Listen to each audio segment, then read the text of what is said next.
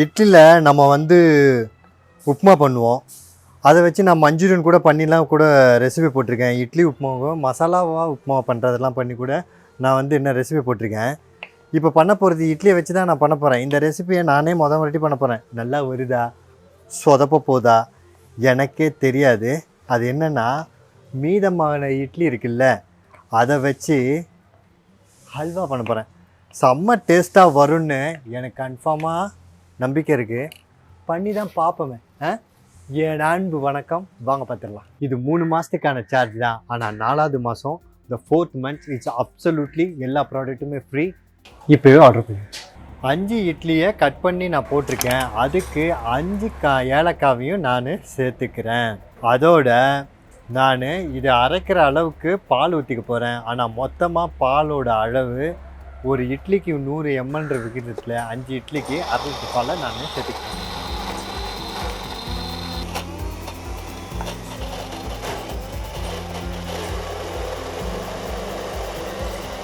நல்லா அற்புதமாக நல்லா ஃபைன் பியூராக சூப்பராக அரைஞ்சிருச்சு.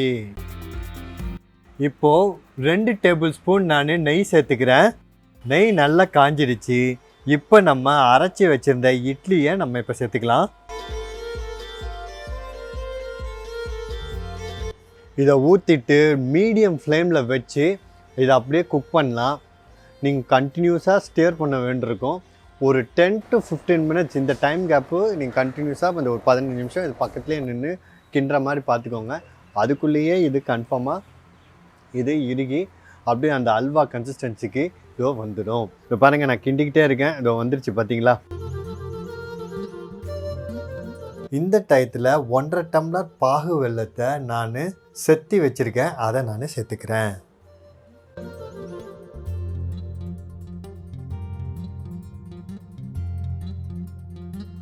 மிச்சம் இருக்கிற ஒரு 3 டேபிள் ஸ்பூன் நான் கீயை சேர்த்துக்கிறேன். இது போட்ட உடனே அப்படியே இந்த அல்வா ரியல் அல்வா எப்படி திரண்டி வர மாதிரி எப்படி வருது பாருங்கள். வாவ், சூப்பராக வந்துருச்சு. இப்போ நான் இருக்கிற மிக்ஸ்டு ட்ரை ஃப்ரூட்டை அப்படியே கொஞ்சமாக அப்படியே நான் மலைச்சாரல் மாதிரி தூவி அதையும் நான் மிக்ஸ் பண்ணிக்கிறேன்.